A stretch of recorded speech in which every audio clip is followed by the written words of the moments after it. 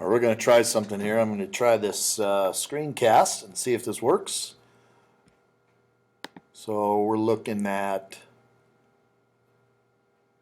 chapter 10.1, Importance of Nutrition. Learning to make healthy choices is kind of the big idea, but it's going to help you keep your health throughout your life, and that's kind of the biggest thing that we try to do here as a goal with anything that we do, teaching in a health class. We try to create habits that are things that we can carry on into the rest of our lives. So it's not just trying to be healthy just now as we're teenagers, but it's also trying to train ourselves and train our bodies into creating habits throughout the course of our life. So that's the biggest goal. The food that you eat affects your health and quality of life. Healthful foods provide fuel for physical activities. They help you stay mentally alert and keep you looking and feeling your best. So to make healthy choices, healthy food choices, you must first learn about nutrition. And that's kind of the key to what we're doing here with the very first chapter that we're looking at here, the process by which your body takes in and uses food. Nutrition, the process by which your body takes in and uses food. Okay, your body relies on food to provide it with nutrients. And those nutrients are the substances in the food that your body meets that it needs to grow and repair itself and supply you with energy. So realistically speaking, the food that we are eating is not necessarily just to satisfy our stomach or satisfy our emotional needs. It's the food that we are eating and the nutrients that are in the food are there to supply us with energy, but also help us grow and help our tissues and our cells repair themselves. Nutrients. Okay, the energy your body receives from food is measured by calories, and that's when you look at calories, sometimes people take a peek at calories and they think, oh my gosh, this isn't a good food for me, it's got so many calories. Well, that isn't necessarily the end-all be-all with everything. Calories are good for certain things. You can monitor how many calories you are eating throughout the course of the day, but you can also monitor how many you're burning through physical activity. So really trying to find that balance. We'll get a little deeper into that here as we get into some future lessons. But the biggest thing here that we're talking about with calories is a unit of heat used to measure your energy that your body uses and the energy it receives from food.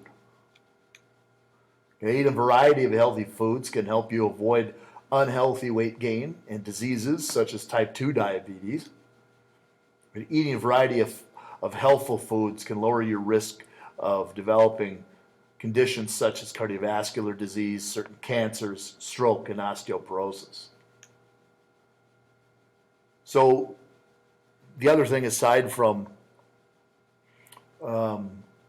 what we eat, we got to think about why we eat it. Why do we go towards the types of foods that we eat? So there are certain things that influence us to choose the foods that we choose. When we make food choices, you need to understand what influences you to do that. The first is your hunger and your appetite. One reason people eat is because they're hungry. Okay, the natural physical drive to eat is prompted by the body's need for food. So typically, if we look at the body needing food for certain things, whether it's repairing tissue, whether it's for the energy that we have, there's a mental, a psychological, and a physical side to the body actually needing the food that it consumes. Hunger, the natural physical drive to eat, prompted by the body's need for food. Okay, the second reason people eat is appetite. That's, like I said, that's the psychological desire for food. So not necessarily, your body starting to feel, you're starting to feel queasy, you're starting to feel tired, or not enough energy. But there's also that psychological piece that falls into it too.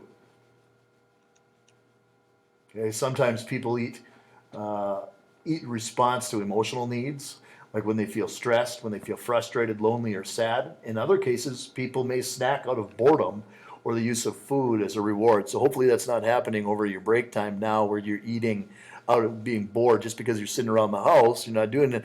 You're doing your work. You're sitting at your table, or you're sitting on the couch, or laying in bed doing your schoolwork.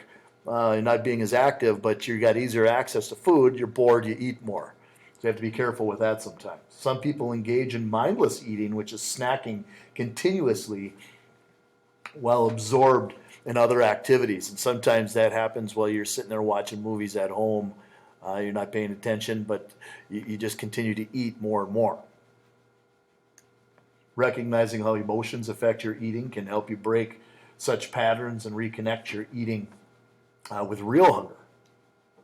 Okay, the family. So some different things that are kind of important to you as to why you eat. First, foods and emotions. It's the emotional environment sometimes creates hunger. So there's environmental, I should say, environmental influences, your family, your culture, your friends, certain things you see on TV, or how much money or how much time you have also influences what you eat. Seeing what your friends and your peers eat can influence your own choices. So obviously looking back to some of the big things that we need to take a peek at, and we'll slide back to some of that information too here, but I really want you to take a peek back to the very beginning where we talked about the food that you eat can affect your health and your quality of life. And I think that's the first thing that we want to take a peek at, why it matters what we eat. It isn't necessarily that you can just because you're young, you can get away with eating whatever the heck you want to eat. We know that already. We know that our metabolisms tend to be a little faster as we're younger. We tend to burn food off, even though we don't exercise as much. Some of us do have that ability, but what you eat now starts to create habits for later on in life. And I think that's the biggest and most difficult thing is somebody that's 40 years old or 41 years old right now is I can't get away with eating the same way that I did when I was younger. I'm going to gain weight just by looking at a cheeseburger. But the thing that we need to think about as teenagers is the habits that we create now as teenagers carry on to behaviors that become a little bit more difficult to change as you get through the generations in life. So it's not always something that's going to affect you the greatest right now as a young person, but developing those habits that are really difficult to break as you get older and older. So that's 10.1.